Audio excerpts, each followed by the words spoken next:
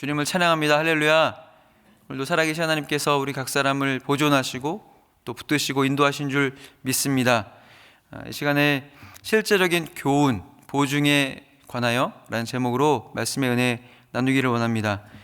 부모는 자녀가 자라나는, 성장하는 그 단계에 따라서 자녀에게 여러 교훈을 주지요.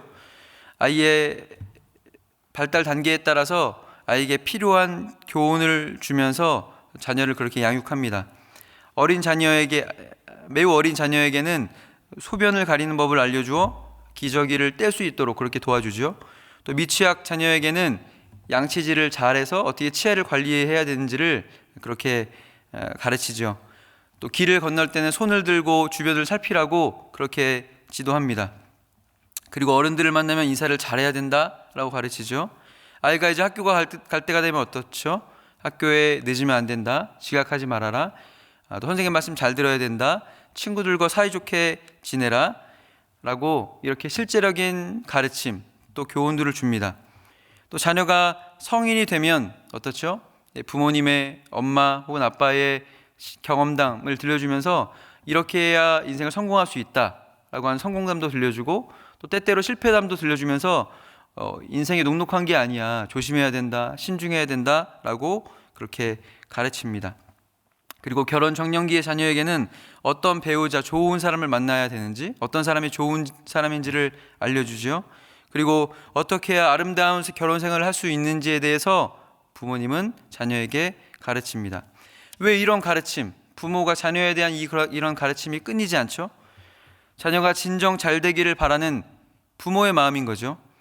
자녀가 진정 잘 되기를 바라는 부모의 심정으로 성도에게 들려주는 것이 바로 잠언의 말씀입니다. 잠언은 지혜 있는 아버지가 사랑하는 아들, 자녀에게 세상을 살아가는 방법, 하나님의 뜻대로 살아가는 방법을 자세하게 교훈하고 가르칩니다. 그래서 잠언은 추상적이지 않으며 실제적이고 분명한 삶의 지침에 대해서 말씀하고 있습니다.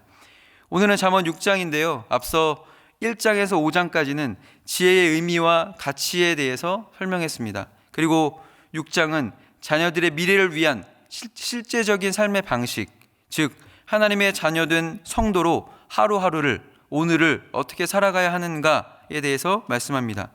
오늘 매일 성경의 본문 6장 1절에서 19절에서는 세 가지의 주제를 언급하고 있는데요. 첫 번째는 오늘 자세히 다룰 보증에 관한 교훈입니다. 두 번째는 게으름에 대한 교훈, 미물인 계미를 등장시키셔서 그 계미를 통하여서도 우리가 배워야 된다라는 사실을 말씀하고 있고요. 그리고 세 번째는 하나님께서 싫어하신 삶의 방식에 대해서 5-6가지로 말한다라고 하시면서 그 끝에 정말 이것은 하지 말아야 될 것에 대해서 정확한 지침과 교훈을 말씀하고 있습니다. 성도의 미래를 위해 꼭 필요한 실제적인 삶의 지침과 교훈, 그 첫 번째고 오늘 중심적으로 살펴볼 담보와 보증에 관하여 우리가 집중하여 우리 은혜 나누기를 원합니다. 6장 1절에서 3절까지를 우리 다시 한번 읽어보도록 할까요? 6장 1절에서 3절까지만입니다. 읽겠습니다. 시작. 내 아들아, 내가 만일 이웃을 위하여 담보하며 타인을 위하여 보증하였으면 내 입의 말로 내가 얽혔으며 내 입의 말로 인하여 잡히게 되었느니라. 내 아들아, 내가 내 이웃의 손에 빠졌은즉 이같이 하라. 너는 곧 가서 겸손히 내 이웃에게 간구하여 스스로 구원하되. 아멘. 쉽게 말해 보증을 서지 말라는 겁니다. 만약 이렇게 했다면 빠져나올 길을 속히 모색하라 라는 겁니다.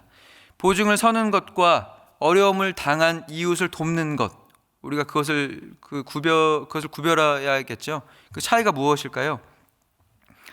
이 차이를 명확히 하는 것이 필요합니다. 성경은 어려움을 겪는 사람, 어려움을 당하는 이를 도우라고 말씀하죠.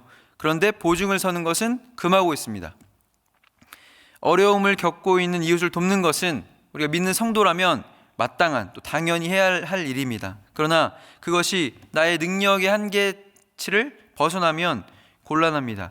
보증을 서는 것은 능력의 한계를 완전히 벗어나는 일이에요.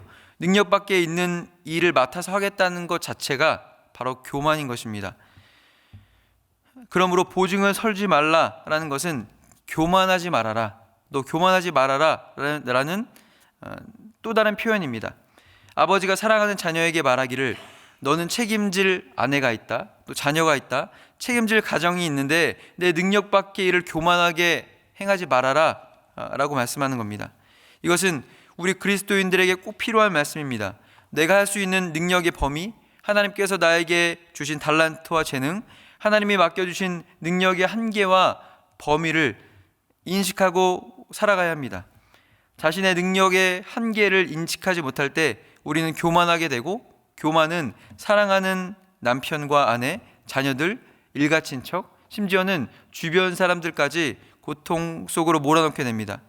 오늘 본문은 그런 선택을 하지 말아라고 분명히 교훈합니다. 여러분이 진정 돕고자 한다면 누군가에 대해서 보증을 설 것이 아니라 내 능력치 안에서 대가를 바라지 않고 거저 받은 것을 기쁘게 거저 나누어 주시는 것이 바람직할 것입니다. 내가 이 정도 있으니까 우리 가족에 고통당하지 않고 좀 무리가 있어도 이 정도는 받지 않아도 생활하는데 괜찮겠다라고 여기시면 꾸어주는 게 아니라 그냥 주는 거죠. 왜 우리도 거저 받았으니까 거저 나누어지는 것이 복되다라는 것입니다. 그런데 이 타이밍이 그럴 수 있죠. 이 말씀을 이전에 몰랐는데, 보증을 서지 말라는 이 사실을 저는 몰랐어요. 그래서 그 선을 넘어버렸습니다. 이미 담보를 서거나 보증을 섰다면 그때 어떻게 해야 되죠? 그런 물음이 있을 수 있겠죠. 어떻게 해야겠습니까? 속히 그 보증의 의무에서 벗어나야 합니다. 5절은 뭐라고 말씀하죠? 6장 5절을 함께 읽어보도록 하겠습니다. 5절입니다. 시작. 노루가 사냥꾼의 손에서 벗어나는 것 같이 새가 그물 치는 자의 손에서 벗어나는 것 같이 스스로 구원하라. 속히 보증의 올무에서 벗어나야 된다라는 것입니다. 이렇게 생사가 달린 것처럼 급박하게, 그렇게 빠르게 그 보증의 의무에서 벗어나라라는 것입니다. 왜 이렇게 급하게 재촉하죠? 그 이유가 무엇입니까? 앞서 말씀드린 것처럼 단순히 보증을 잘못 서게 됐을 때에 대신 갚아야 될 위험 부담 혹은 가족의 고통 때문일까요? 단순히 그 문제만이라면 이렇게 말씀하실 분도 있을 거예요. 저는 그래도 좀 재정이 넉넉하고요, 능력도 그래도 어느 정도 있는데요, 내 능력치 안에서 내가 보증을 좀 적당하게 좀 이렇게 해서 규모 있게 하면 되는 것 아닌가요? 내가 한 10억 정도 있는데 1억 정도 보증 쳐달라고 하면 괜찮을 것 같은데요? 라고 하는 질문 혹은 그렇게 말씀하고 싶은 분이 있을 겁니다. 자, 그렇다면 오늘 본문이 보증을 서지 말라라고 하는 교훈하는 대상이 누구일까요? 경제력이 충분하지 않은 사람 혹은 가난하지 않은 사람만, 야, 네 주제를 알아라, 너 보증 서면 안 돼, 그 사람에게만 지금 말하는 걸까요? 아니요. 이 말씀 앞에서는 저와 여러분 모든 성도에게 주시는 말씀입니다. 단 한 분도 예외가 있을 수 없어요. 지금 10,000원만 갖고 있거나 100억을 갖고 있거나 상관없이 모두에게 동일한 말씀이다라는 것입니다. 즉 내가 그 돈을 변제해 줄 수 있거나 그렇지 못하거나 하는 것과 상관없이 저와 여러분, 우리는 다른 사람을 담보해 주거나 보증해 줄 만한 그런 존재가 되지 못합니다. 본질적으로 그런 존재가 되지 못하기에 너는 보증을 서지 말아라 라고 말씀하는 겁니다. 어떤 사람을 보증해 주거나 그 사람의 채무를 보장해 주는 것은 자기 자신을 책임지지 못하는 불완전한 인간이 할 수 있는 그런 영역이 아닌 것입니다. 저 여러분 중에 나 자신의 내일을 장담할 수 있는 분 한 분이라도 계신가요? 당장 1분 앞도 내다볼 수 없는 것이 바로 나라는 연약한 존재입니다. 그렇다면 당장 자신의 내일을 보장할 수 없는 그런 미약한 존재가 어떻게 다른 사람과 그 사람의 재산을 보증해 줄 수가 있겠습니까? 사랑하는 여러분, 인간이라는 존재는 누구를 보장해 주거나 무엇을 담보해 줄 수 있는 그런 존재가 못 됩니다. 그러므로 보증은 내가 할 수 있는 영역 너머의 일인 것이죠. 아무도 자기 자신을 보증할 수 없고 그렇기에 더더욱 남을 보증해 줄 수 없다는 이 사실을 깨달으시기 바랍니다. 그렇다면 그 누구도 다른 사람의 인생을 그 누구도 예외 없이 단 한 사람도 다 보증해 줄 수 있는 자격을 갖추고 있는 사람이 아무도 없는 건가요? 여기에는 예외가 전혀 없는 건가요? 그렇습니다. 죄인 된 모든 인간은 그 누구도 다른 사람을 보장해 줄 수 없습니다. 그렇게 무기력하고 무능력하고 비참한 것이 바로 저와 여러분 인생의 처지인 것입니다. 그런데 내 인생을 책임지고 보증해 줄 수 있는 유일한 한 분이 계시죠? 누구입니까? 바로 하나님의 아들, 죄가 없으신 예수 그리스도이십니다. 예수님은 여러분과 저를 위해 자신의 생명 전부를 다 내어주어 십자가에서 죽으시고 부활하셨으며 우리에게 성령을 보내주셨습니다. 그 주님께서 성도의 인생을 보증해 주십니다. 그 주님께서 성도의 인생을 보장해 주십니다. 지치고 연약하고 부족하고 깨어지기 쉬운 내 인생의 유일한 보증이 되어주시는 예수님께서 오늘도 나와 함께 하심을 믿으시기 바랍니다. 아멘이십니까? 아멘. 예수님 이외에는 그 누구도 인생을 보증해 줄 수 없습니다. 자기 자신도 책임질 수 없는 인간은 다른 사람이나 그 사람의 재산, 재물의 보증인이 되어줄 수 없습니다. 그렇기에 보증을 서는 것은 교만의 소치요 자신의 실존을 망각하는 것입니다. 오늘도 내일도 영원까지 우리 인생을 책임지고 인도하실 유일한 한 분 누구이십니까? 오직 예수 그리스도이심을 믿으시기 바랍니다. 할렐루야. 아멘. 내 인생의 유일한 보증이 되시며 오늘도 선한 길로 인도하실 주님 앞에 내 인생의 크고 작은 문제들을 믿음으로 맡기시는 이 새벽, 이 아침 되시기를 바랍니다.